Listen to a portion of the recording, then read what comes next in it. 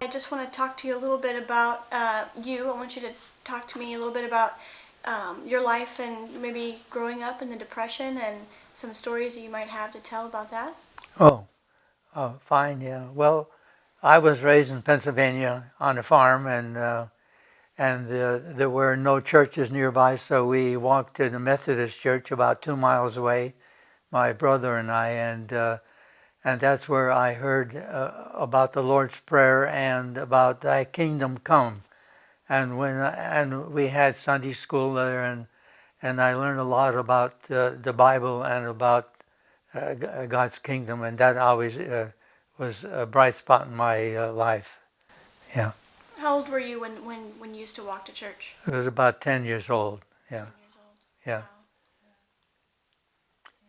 So we lived on the farm, and my father had an orchard, and it was during the Depression in the 30s, and my father had a apple orchard, and we picked apples and we sold apples, and we got $1 for a bushel of apples. Wow.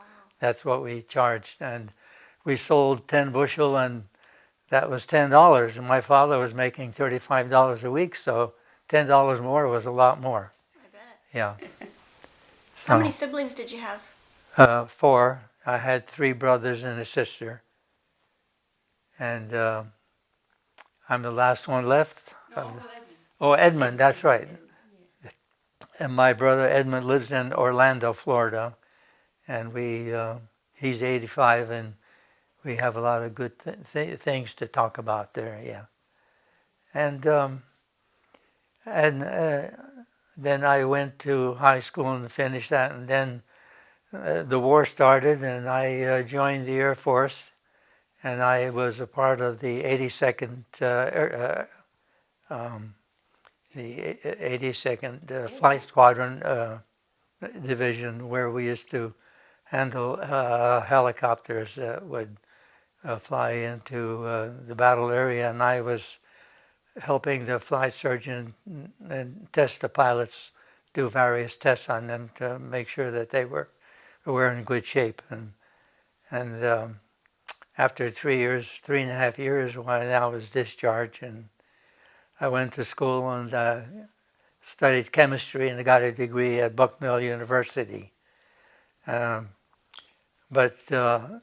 when I finished school, and then I gave myself to the Lord, and I was baptized, and we had home studies there on the farm, and that's how it grew until we got married, and I met her at a church service, and so we got married, and we eventually moved to California, and we lived there for 35 years, and that's where the children really grew up, and after that period of time, our son moved here to Montana and enjoyed it here, and pointed out to me that it was much like Pennsylvania, so we came here, and that's where we are now. All right. Yeah. I want to back up just a little bit. You mentioned being in the Air Force, and you had told me earlier that you were a CO. Yes. Conscientious objector. Yes. Why don't you tell me something about that? I was when I was being taught as a radio operator mechanic. That's what I was being trained for. How to kill persons with your bare hands. I couldn't stomach that, so I didn't want to. And I told my officers, and so they transferred me to the flight surgeon's office, and I enjoyed working there with a doctor, with a flight surgeon. Yeah. Very good. Yeah. So then after you got your degree, you went on to become a pharmaceutical chemist? Yes, I worked for Literally Laboratories in New York, and I worked on sustained release products there for about 18 years. Then I came to California and worked for Syntex Corporation, where I also worked about 20 years, and I worked on a product called Aleve, or naproxen, and that was a great experience for me. Yeah. Your daughter mentioned that you spent some time in Israel. what was your experience like there? Was your whole family there with you? Yes, my wife Rebecca, and also our daughter Faith and our son Mark. Um, in our Bible studies, we learned so many prophecies concerning the coming kingdom, and that God said that His throne would be in Jerusalem and His sanctuary would be in Jerusalem. And so we studied that, and we realized that the capital of the world and the kingdom will be in Jerusalem, and that God will resurrect the ancient worthies mentioned in the 11th chapter of Hebrews, and that they will be princes in all the earth. And so we went there. We sold our house in New York, and we went to Israel, and I worked there for a year. And my wife wasn't feeling well, so we decided to come back to the States, and we went to California when we came back. We stayed there a year. Yeah, we were in Israel for a year. I worked for Teva pharmaceutical company, and that was a great experience. We met many friends, and Becky's sister, Jean and Stuart, were also, they went there in 1961, whereas we went there in 1968, about 7 years later, and they had pretty well established themselves there, and he was a mechanic, and he had a lot of equipment where he would manufacture things, sort of on his own, invent little things and then put it into use. So that's what he was doing there, and so we had a great time together for a year until we came back. Did you pick up on any of the culture or the language while you were there? Yes, when we came there, Becky's sister said, "Oh, send them to Hebrew school so they can learn Hebrew," and that's what we did. Well, they were there for a couple of months, and it just didn't work. So then we sent them to the Anglican Church school in Jerusalem, where they could study in English, and they each studied the subsequent year that they would have if they were here in the States. And when we came back, they just graduated to the next level, and they did well, and they developed many good friends, And right? they study Hebrew. Can you still speak any They of it? learn how to speak Jewish. Can Oh, anyone still speak it? one word here and one word there. Yeah. Shalom. Shalom. Yeah. That's a good one. Yeah, that's a good one. Yeah. Yeah. So would you say that even at 92, you're still learning new things every day? That's about right. God's Word and about everything? That's right. Never finished learning? Yes, we're currently studying the first chapter of John, and we're having a very good time on it.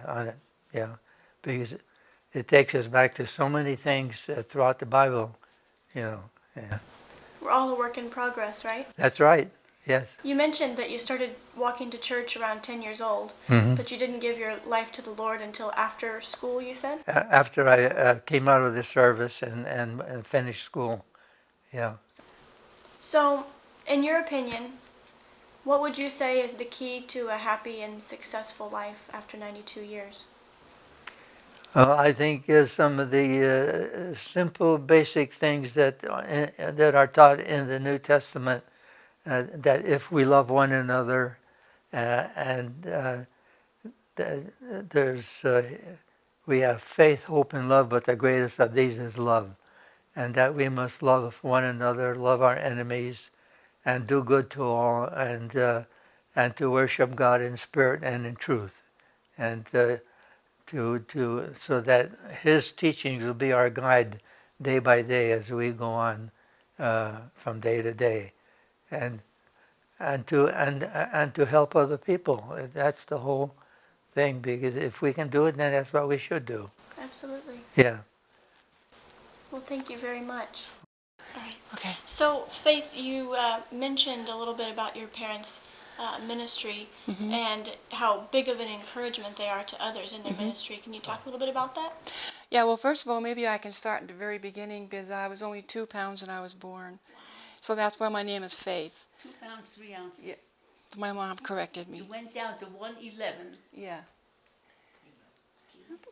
And so they named me Faith. And so right from the start, their life has been a life of faith and of constant trust in the Lord, and just the constancy as you go through life.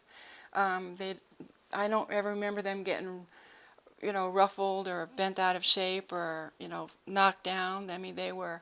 As parents, they're always there, and they're always a pillar of strength.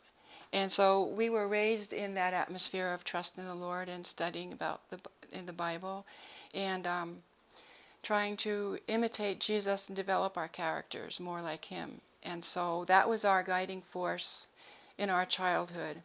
And can I just add one thing about Israel? Sure. I was 13, my brother was 9 when we were over there, and we wanted to go see the Jordan River where Jesus was baptized, and it happened to be July 4th. So and so we were going with my cousin Johnny. My cousin Johnny was in the Israeli army, and the Jordan River is right on the border between Israel and Jordan. And so we were driving along, and then we came to a point that said, "Don't go beyond this point except at your own risk." It was the border. And so we wanted to go, so we kept going, and pretty soon we heard whistles over our car and a big boom in the distance, and that was artillery fire being fired back and forth.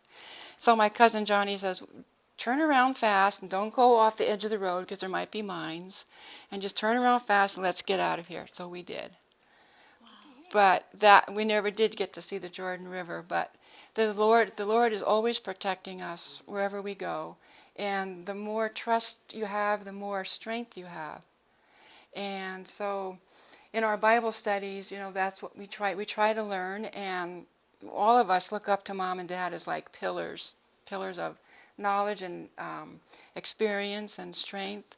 And they don't say it, but you can tell. Yeah. And it just wouldn't be right if they weren't here. So Mom has had several health problems, and she's getting older. So that's not hard to face. That's not easy to face either. And so she has a lot of strength and faith and trust in the Lord, as does my father. And my career is as a nurse, so I've taken care of little babies all the way up to elderly, people. And in the beginning, it was just theoretical. Yeah, when you get old, you get old. Okay, but now it's more real with my mom and dad. So I can understand the challenges they face, and it's not easy. It's a rocky road, and their secret is, I think, is they go day by day, trusting in the Lord, doing what they see they can do that day, how to help somebody, and how to be a blessing to others, and just trust and receive what the Lord has for us, realizing He has the best for us. Absolutely. Yeah. What a blessing they have been in your life. Yeah. Yeah. So, and it's their faith in the Lord and their development, and that can help you overcome anything. Absolutely. And it puts things in perspective. I mean, sometimes you look and you have a health problem or something. It looks like a big giant standing in your way, but if you trust in the Lord, and then you get it in perspective. And humor is wonderful. I mean, as a nurse, I know that humor is wonderful, and they both have a sense of humor. And when we get together in our Bible studies, it's just a warmth and a glow that's there of love for each other, and we get strengthened. It's like a highlight of our week. That's medicine in and of itself. It's medicine, right? Isn't there a proverb that says, "A merry heart does good like a medicine"? That's right. Yeah.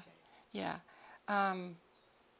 So that, to me, that's what my parents mean. And I don't know. I don't think I'm going to be as strong as they are when I'm that old. I mean, they're from a tough generation. They sure are. No, and just keep going. And the more you appreciate the Lord and all His blessings towards us, day by day, even if they like the sunshine today, after so many gray days, then you can be happy and you can be strong and you can face whatever you need to face. We've talked a lot about how the younger generations don't appreciate the aging generations Yeah. anymore. They don't see them as a source of wisdom, Right. and they should. They really should be revered. They should. I mean, I think it's a tendency to put them like off to the side, like they're not active in society, quote, anymore. So that means they're not useful. and so you get more health problems in that age group. So then you're a burden. But the other side is that they have a wealth of knowledge and spiritual growth over the years that they could share. That's right. And that is, I think, is a lot of times overlooked. And it's to our, it's not to our benefit. It's to our detriment if we do that. Absolutely. Especially in the medical care now with the way insurance is going.